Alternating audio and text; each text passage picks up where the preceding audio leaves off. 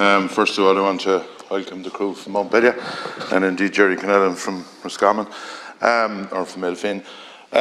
First of all, Minister, look at, we've discussed this bill at committee. We've had the different farming organisations in. You are aware of the different views in the line of the fertiliser, and I know while last year a lot of people couldn't afford to spread it, hopefully some of the monopolies that's going on at the moment that prices are inflated on might be sorted out in the second quarter, is my understanding. I think under this bill, no more than plastic or any other thing, I just cannot fathom how you're going to control or look after the stuff that comes down from across the border, because, you know, until, in my opinion, until the British government or until you have an assembly in Northern Ireland that one is working in conjunction with the other, it's hard to see how it'll work. The one thing I would ask you, we have to, you know, there's a register and all of that, and that's fine. Look, I accept that part. But the one thing I would say is that there's, and you know it, you're from Donegal, there's a lot of small, like I come from a village in Glynce, there's one shop and one pub. And fair play to them, they're given a service where you can buy meal or you can buy fertiliser, but it's in a small context. And I've brought this up at committee before to you, that we need to make it workable. They are not going to be able to afford big whiz-kid computers or IT systems. And we want to make sure that we facilitate those people as best as possible, that we're not making it cumbersome for it. Because what will happen, and we're unfortunately, I'm not saying in agriculture, but in a lot of other things, be it quarrying and all that, we're driving it to the big guys and we're forgetting about the small person. No more than in the building. The person that built the 4 or 5 houses cannot tender for the big job. No more than Irish Water, you have to have $1 million or 2 million of a turnover before you can tender. And I know you haven't to tender for this, but you understand better than anyone where you're from, that if you make a thing cumbersome for the amount someone would sell or whatever is out of, because look, fertiliser is one of the tightest games for the person in the shop that sells it. And they won't stay doing that at the amount of money that's involved if it gets too cumbersome for them. And the one thing I would ask you is, will you make sure your officials that's with you over there, that you will look at that to make it a workable solution for those. And the other thing, and you see it coming up now and again, I don't know what part the farmer has to do in registering. I presume that it'll be wherever you buy it will be doing that. But if a farmer had to do something or be filling in something, you know, we see cases, and I see it in the fodder scheme and all of that, that where they have pressed the submit button, or they might have something done wrong, and then you're penalised where you mightn't get the money that you were to get, unfortunately. That there needs to be, you know, a phased-in period of working with the farmers to make sure that they understand it, because not everyone has the facility of being IT literate and being able to work computers. So we need to make sure that we do this, that it isn't going to be a cost on the farmer or them small merchants. I'm not worried about the big co-ops, like, you know, some of them in parts of the country that are selling thousands and thousands a tonne. I am looking at the small person where the farmer can go off and he's 35 acres and pick up a tonne and bring it home. And you might look at that part to it.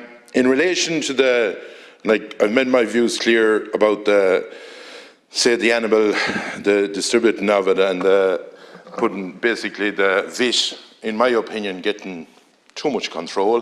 While I have the height of respect for VITs, and you can get a VIT quicker than a doctor in a lot of parts of the country, I think the responsible person, there should have been a better allowance made for them. And you know, like, I still would ask you to look at this to see how we can work around it. I know, in fairness to you, you have moved a bit of flexibility. In fairness to you, I grant you that. But like, we made huge mistakes when the Brits in 2014 were making sure, and they're gone now out of it, but that time my understanding was that they wanted Ireland to work, to be with them, and that they could have the responsible person. The other thing is on the, you know, the medicines, and like, I'm not talking about something for a calf with a scour, or you know, something, an injection that's sort of not generally used in the farm. But the one thing that needs to be done, all I'm afraid of, and I'll be very blunt about it, that we're giving the vets an open hand at basically screwing a farmer. And, you know, I don't accept that should be allowed to happen, because it's not in it for the farmer.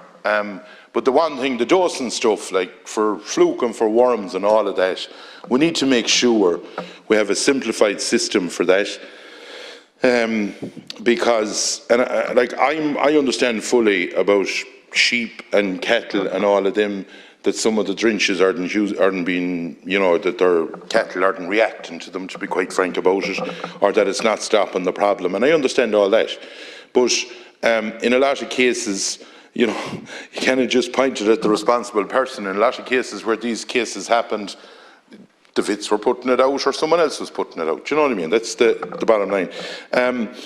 I do worry about, you know, cross-border again, no more than the fertiliser, like how you operate and how you do a foolproof system either side of the border, to make sure that people are adhering to it, or that stuff isn't, you know, that it doesn't cause a market to move away. Like, I look at the likes of Roscommon, and you can go into Tully there, and you can get your stuff, and like, it's a great service. It's beside a mart, and you can shoot in, you get your stuff, and you know, it's for the farmers that could be within at the mart. They'll get it on the way out, and they'll go home and they'll do their dosing. And I'm not, like, I understand there are problems at the mastitis and all of that. I understand that in the dairy sector, but it's working with farmers and not putting extra cost in front of them. That's the only part that I worry about. I'm not against making sure that we do, you know, that the resistance in dosing is tackled. I'm not against that whatsoever. I agree with that, because like, you'd end up with problems in every part of the country. But the other thing, you'd see some of the good, what we would call some of the good doses, have been taken off the market lately. Like, some of the doses that was great down through the years, and you don't see as much of them. I don't know what's going on or how the pharmaceutical operators are working at it. But I would ask you, Minister, and I'm not going to go stay and talking all evening on it, because, look, we've gone through it in committee time and time again. But the one part of this bill that needs to be made sure in the, say, the dosing gear or in the medicines, is that there needs to be something in it that, be it at your herd test or whatever, that the vet would do the plan for the year on it, for what you'd need, and that it's put in. And, you know, I know that there was to be an allowance, and you can confirm to me or not whether a group of co-ops could have a vet and that they could work that way. I don't know whether that can be worked or not. You might confirm that to me. But that's the most concern I have. It's about, like, a farmer at the moment, and we discussed it at committee, they're taking 22 or 23 euro less for a lamb, and the meal has gone up. And I hope you'd address that very shortly, because there's a lot of them. And if we make things dearer for them, we're trying to keep the rural areas, no more you are, and every other TD is trying to keep the rural areas as affluent as possible, and to do as well as possible. But with the way stuff has gone up, fertiliser and everything that they're buying, we don't want to, as elected reps, be putting more bureaucratic paperwork is one thing, but on top of that, more cost on top of them. And I would ask you to, yourself and your officials, and look at, I met your chief veterinary officer one day, there was actually a system there that we showed him, your own advisor saw it. I don't know what your thoughts on that is, that it might make it easier for this whole system to work the way that we can. And I know you're going to say, well, the responsible person can still put it out. Yeah, they can, but there has to be that bit of paper, and it's all I'm afraid of, is that bit of paper that they'll need is going to cost the farmer money, because I have a fear.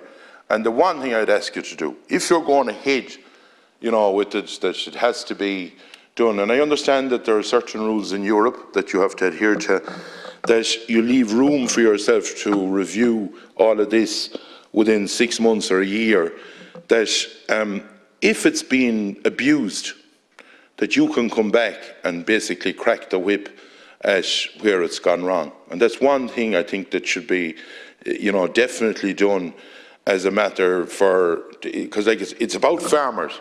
We have more farmers in the country than we have vets.